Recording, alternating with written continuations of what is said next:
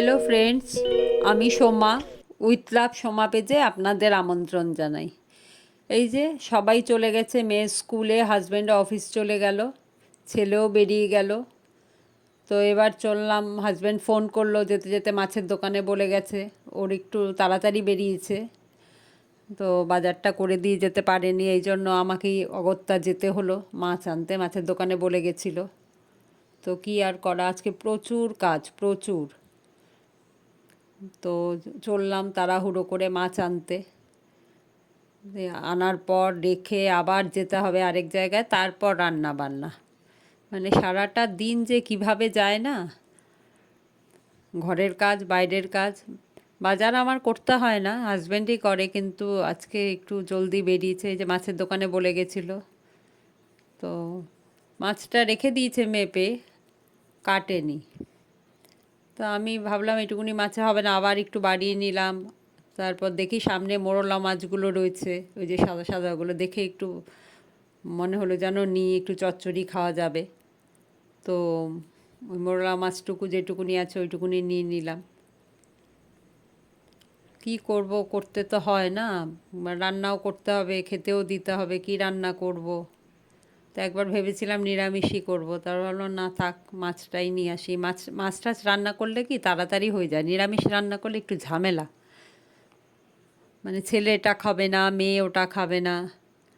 আমার ছেলে আবার মাছ ভীষণ ভালো খায়, আমি আর আমার ছেলে দুজনেই, কিন্তু মেয়েও মাছ অতটা ভক্ত না।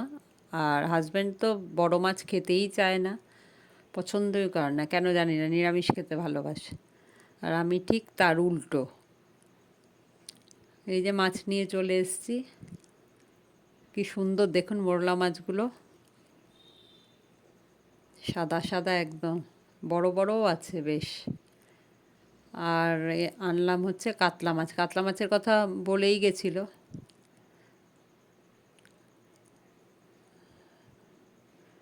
এই যে, তো একটু ডিমও দিয়ে দিয়েছে দেখলাম মাছের। ঠিক আছে, রেখে দেবো, ডিমটা রেখে দিয়েছি, ওই মেয়েকে একদিন বড়া করে দেবো। এই রাখলাম মাছ, এবার চললাম ইলেকট্রিক বিল দিতে। মনেই ছিল না আজকে লাস্ট ডেট, যদি না দিই তাহলে তো গল্প হয়ে যাবে। তো দৌড়ালাম ইলেকট্রিক বিল দিতে, কখন কি করব নিজেই বুঝতে পারছি না। যখন ঝগড়া হয় না হাজব্যান্ডের সঙ্গে, তখন বলে কি ঘরে থাকো কি করো। তো ভিডিওটা করে রাখলাম, দেখাবো কি কি করি। কত যে কাজ থাকে একটা গৃহবধূর ঘরে, সেটা সবাই বোঝে না।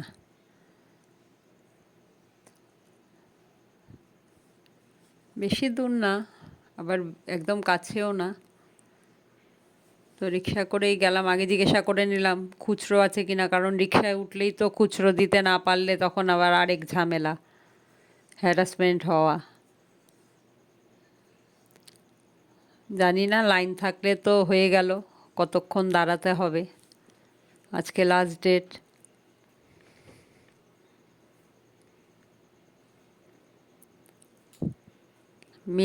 মেয়ের আস্তে আস্তে স্কুল থেকে সেই 5টা বাজবে, আর হাজব্যান্ড তো রাত্রে আসে প্রায় 10:30টার পরে। তো টাইম আমার কাছে আছে অনেক রান্না বান্না করার, কিন্তু তার আমার নিজেরও কাজ আছে ফেসবুকে কিছু। তো সব মিলিয়েই তো করতে হবে না, সব দিক ব্যালেন্স করতে হবে। তো সকাল থেকে এই জন্য খুব একটু তাড়াহুড়ো থাকে, কারণ নিজের কাজটাও তো করতে হবে না, আগে তো সংসারের কাজ, এগুলো সব শেষ করে তারপর না নিজের কাজ করব। আর ঘরে কি প্রত্যেকটা, এই যে হয়ে গেছে দেওয়া, এবার ফিরছি। ফিরতে ফিরতে আরেক জায়গায় দাঁড়ালাম, ওটা আর ভিডিও করা হয়নি। তথ্যমিত্র কেন্দ্র বলে একটা জায়গা আছে, ওই আমার আধার কার্ডটা নিয়ে একটু মানে ফোন নাম্বারটা চেঞ্জ করব। তো ওই জন্য গেলাম, কিন্তু হলো না ওটা। ওরা রোজ করে না ওই কাজটা আর কি, ডেট দিয়ে দিল। তো চলে আসলাম, আর দাঁড়াইনি বেশি, আর বৃষ্টিও হচ্ছে সারা দিন, ট্যাপর ট্যাপর করে বৃষ্টি হয়েই চলছে। মানে যেখানেই বেরোবে ছাতা একটা হাতে করে নিতেই হবে, উপায় নেই।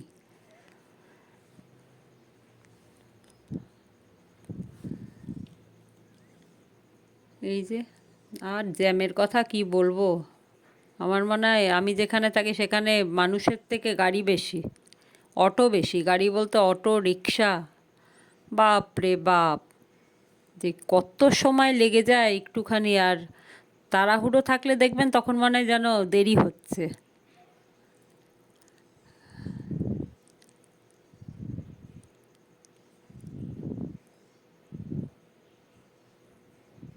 এই যে এসে মাছটা ধুয়ে নুন হলুদ মাখিয়ে মাছটা বসিয়ে দেবো। আর দেখালাম না, ডাল ভাজাটা তো সকালেই করে নিয়েছি হাজব্যান্ড যাওয়ার পরেই, ওটা খেয়ে গেছে তখনই করেছি। মাছগুলো ভেজে নিলাম, আলু দিয়ে একটু কাতলা মাছের ঝোল করব, অল্প করেই মাছ নিয়েছি আর বাদ বাকিটা ফ্রিজে রেখে দিলাম, ওই একটু পাতলা পাতলা ঝোল করব। এই যে পেঁয়াজও দিয়ে দিয়েছি, গোটা জিরে তেজপাতা ফোড়ন দিয়েছি আর পেঁয়াজ, আর এখানে টমেটোটা ঘষে নিয়েছি, আদা টমেটো, অল্প আদা দিয়েছি সামান্য, জিরে গুঁড়ো ধনে গুঁড়ো লঙ্কার গুঁড়ো হলুদ আর কাঁচা লঙ্কা, এই দিয়েই করব, গরম মশলা দিয়ে। আর খুব ভালো লাগে এই পাতলা ঝোলটা, একটু গরম মশলা দিয়ে দিলে না, ধনে পাতা দিয়ে তো আমরা খাই, কিন্তু গরম মশলা দিয়ে ঝোলটা করলে বেশ খুব ভাল লাগে। আমার তো ভীষণ ভাল লাগে গরম মশলা দিয়ে পাতলা ঝোল একটা হয়। যদিও এটা আমার শাশুড়ি মার রেসিপি, মার কাছ থেকেই শিখেছি। মা তো এখন নিজে কিছু পারে না, অসুস্থ, কত বছর ধরে বিছানায় রয়েছে।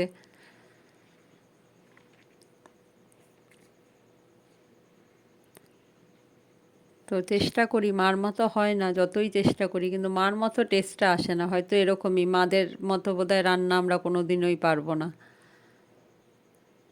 কিন্তু প্রসেস সব এক থাকে জানেন তো, তাও সেই টেস্ট সেই স্বাদ কিন্তু আসে না।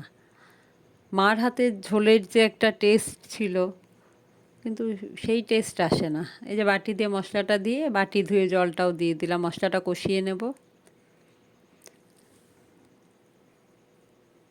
বৃষ্টি কিন্তু আমি খুব ভালোবাসি, কিন্তু সেটা ওই ঘরে থেকে, বাইরে বেরিয়ে কাদার মধ্যে জলের মধ্যে গিয়ে ভীষণ বিরক্তিকর। এই যে ঝোলও ফুটে গেছে, মাছ দিয়ে দিলাম। বেশি কিছু রান্না করব না, ডাল ফাল তো হয়েই গেছে সকালে, আর এই মাছের ঝোল করব আর ওই মোরলা মাছটা রান্না করব। মোরলা মাছটা একটু আলু দিয়ে হাতে মেখে রান্না করব। একটা ঝোল ঝোল হচ্ছে, আর একটা তো একটু কষা কষা ঝাল দিয়ে একটু করব।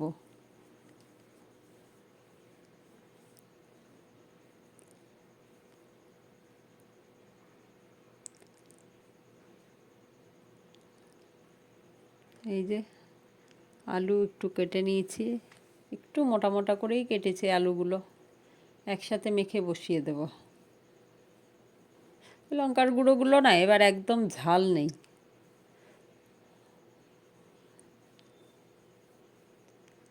কেন জানি, একই কোম্পানির একই বুঝতে পারছি না কেন।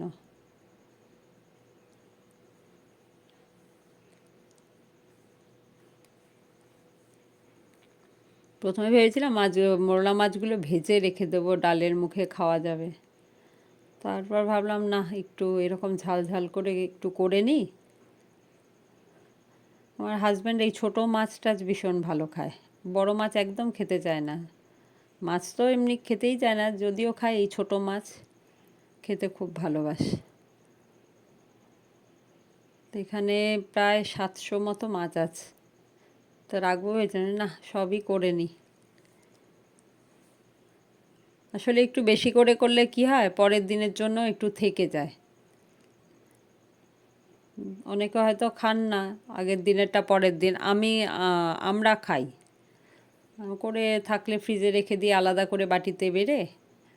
তো এই যে পেঁয়াজ কুচি, রসুন কুচি, টমেটো, নুন হলুদ লঙ্কার গুঁড়ো আর সর্ষের তেল দিয়ে ভালো করে মেখে নিলাম মাছটা। দেখেছেন, মাখতে গিয়ে হাতে খোঁচা খেয়েছি। বেশ বড় বড় মাছগুলো, কিন্তু খারাপ সাইজ না। আরেকটা মোরলা হয় না একদম ছোট ছোট, আমি ওটা একদম পছন্দ করি না, আমার যেন ওগুলো তেতো তেতো লাগে। তাও তো ওই আমার শাশুড়ি মাকে দেখে যে দিদি, যে আয়া, সে মাছগুলো কেটে দিয়েছে, কারণ মাছের দোকানে দাঁড়িয়ে মাছগুলো কেটে আনতে গেলে তাহলে তো আর হয়ে যেত, কত টাইম লাগতো। তো তেলে কালো জিরে ফোড়ন দিয়ে এটা দিয়ে দিলাম। এবার একটু নাড়াচাড়া করে ঢাকা দিয়ে দেবো, আস্তে আস্তে হবে।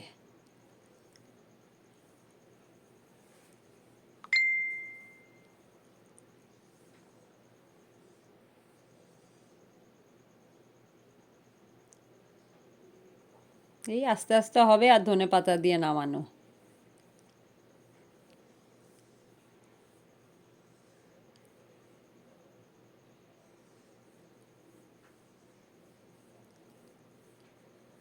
এই যে ঢাকা দিয়ে রেখেছিলাম, সরিয়ে আবার একটু নাড়া দিয়ে দিলাম। এই যে মাছ হয়ে গেছে।